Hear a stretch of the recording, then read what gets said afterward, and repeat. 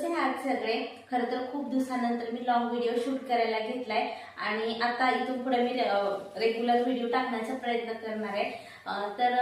आज काल 2 दिवसापूर्वी ना मी हे आवळ्याचं जे लोणचं म्हणा किंवा मुरावळा म्हणतात त्याला, तर हे मी बनवलेलं आहे आणि त्याची रेसिपी सुद्धा मी याच व्हिडिओमध्ये तुमच्यासोबत शेअर करणार आहे. त्याच्या क्लिप मी शूट करून ठेवल्यात, मी याच्यामध्ये ऍड करेन.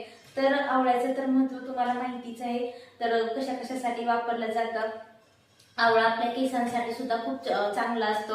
ज्यांना केस गळती आहे तर त्यांनी मधासोबत जे आवळा चूर्ण आहे तर दिवसातून 2 वेळा जर ते तुम्ही मिक्स करून खाल्लं तर तुमची केस गळती थांबणार आहे. त्याचबरोबर केसांची वाढ सुद्धा व्यवस्थित होणार आहे. त्याचबरोबर ज्यांचे अकाली पांढरे केस वगैरे होतात त्यांच्यासाठी सुद्धा हे रेमेडी अतिशय महत्वाची आहे. तर आता हे जो मुरावळा जो बनवलाय हे मी साखरेपासून बनवलाय. जर तुम्हाला गुळाचा येत असेल तर तुम्ही गुळापासून सुद्धा ते तुम्ही तयार करू शकता.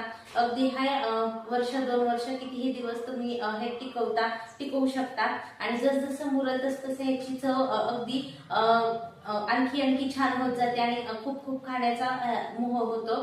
तर हे दिवसातून 3 ते 4 तुम्ही छोटे जर आवळे असेल तर 3 ते 4 तुम्ही खाऊ शकता आणि जर मोठ्या आवळ्याचं जर तुम्ही बनवत असाल तर तुम्ही दिवसातून 1 आवळा खाल्ला तरीही चालेल.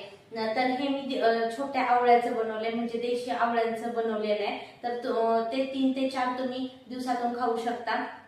त्याचबरोबर आवळा आणखी कशासाठी आपल्याला महत्वाचा आहे तर आवळा मधून आपल्याला भरपूर प्रमाणात व्हिटॅमिन सी मिळतं आणि व्हिटॅमिन सी कशासाठी तर हिमोग्लोबिनच्या जे हिमोग्लोबिन आहे ते रक्तामध्ये शोषण्यासाठी मदत करतं. तर त्याचबरोबर आपल्याला जे कॅल्शियम शोषण्यासाठी हे आवळा आपल्याला उपयुक्त ठरणार आहे.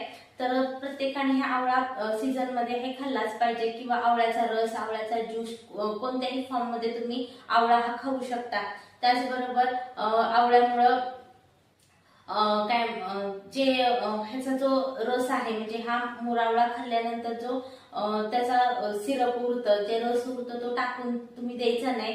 तर जे उन्हाळ्यामध्ये तुम्ही थंड पाण्यामध्ये एक चमचा तो रस घालायचा आणि छान मिक्स करून तो सरबतासारखा पिला तरीही चालतं. याच्यामुळे काय होतं तर जे उष्णता आहे ती आपल्या शरीरात होत नाही आणि छान आपल्याला शरीरात हायड्रेशन तयार होतं. सो हे तुम्ही मुरावळा नक्की तयार करा आणि आता बहुतेक सीझन मुरावळ्याचं म्हणजे आवळ्याचं चालू झाले तोपर्यंत हे तुम्ही भरपूर प्रमाणात बनवून ठेवा. तुम्ही असं स्टोर करून ठेवू शकता आणि पाहिजे त्यावेळेस तुम्ही ते वापरूही शकता. तर आणखी एक गोष्ट तुमच्यासोबत शेअर करायची आहे. ह्याची तर क्लिप मी तुमच्यासोबत कसं बनवलंय हे ऍड करणार आहे. त्याचबरोबर मी वेट लॉस साठी म्हणजे जर्नी माझी सुरू केली आहे. थोडंसं मध्यंतरी मी 2 महिने थांबवलं होतं आणि आता थोडंसं पुट ऑन झाल्यासारखं वाटतंय. बेसिकली मी एक थायरॉइड पेशंट आहे, म्हणजे मी हायपोथायरॉइडिझम मला आहे तो. तर काय होतं की वजन ह्याच्यामध्ये कमी जास्त वर खाली सारखं होतच राहतं. हे थायरॉइडच्या वगैरे पेशंटसाठी हे नॉर्मल आहे. तर वजन मेंटेन ठेवण्यासाठी जे पोषण कंट्रोल आहे वगैरे ते कसं केलं पाहिजे, काय खाल्लं पाहिजे किंवा मी काय करते, माझ्या बॉडीला काय काय सूट झालं हे तुमच्यासोबत मी इथून पुढे शेअर करेन. त्याचबरोबर आज मी तुम्हाला गार्लिक कुरिएंडर सूपची रेसिपी सुद्धा याच्यातच मी शेअर करणार आहे. अगदी वेट लॉस साठी छान आहे. आता थंडीचा सीझन सुरू होत आहे तसं त्याच्यासाठी पण ते खूप उपयुक्त ठरणार आहे. हलकी फुलकी जर भूक असेल तर त्याच्यासाठी सुद्धा खूप उपयोगी आहे आणि अगदी झटपट बनणारी रेसिपी आहे. अगदी घरच्या सामानात जे तुमच्याकडे अवेलेबल आहे त्याच्यात सुद्धा ती बनणारी रेसिपी आहे. सो आपण मुरावळ्याची ही रेसिपी अगोदर मी अटॅच करते आणि त्याच्यानंतर आपण जे गार्लिक कुरिएंडरचे सूप आहे ते आपण रेसिपी बघूया. तर चला. तर आता आपण हा मुरावळा तयार करायला घेत आहे.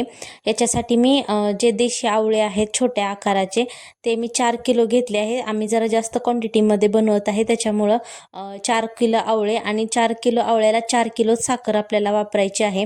याला साखर जास्त लागते, म्हणजे बरोबरीनंच साखर लागते. तुम्हाला जर गुळाची बनवता येत असतील तर तुम्ही गुळाचीही बनवू शकता, पण आतापर्यंत आम्ही साखरेचीच बनवत आलोय तर आम्ही हे साखरेचीच बनवतोय. तर अगदी मीडियम फ्लेमवरती हे सर्व आपल्याला मिक्स करून घ्यायचं आहे. आता याला छान असा पाक सुटायला लागला आहे आणि या स्टेजवरती आपल्याला गॅसचा फ्लेम आता हाय करायचा आहे. जास्त हाय फ्लेमवरतीच आपल्याला ही प्रोसेस सर्व आता करून घ्यायची आहे. लक्षात ठेवायचं आहे ज्यावेळेस आपल्याला साखर आणि आवळे मिक्स करताना मीडियम फ्लेमवरती आणि त्यानंतर पाक सुटायला लागल्यानंतर हाय फ्लेमवरती हे आपल्याला सतत हलवत राहायचं आहे. आपला पाक आता छान हे उकळायला लागलेला आहे. मधून मधून तुम्ही याला हलवू शकता आणि आता याचा कलर पाकाचा लालसर झालेला आहे आणि आवळेही आपले ब्राऊन कलरचे झालेले आहेत. आता दोन्ही बोटाच्या मध्ये तुम्ही चेक करायचा आहे आपला पाक. हलकीशी एक तार चालायला लागली की आपल्याला हा गॅस बंद करायचा आहे.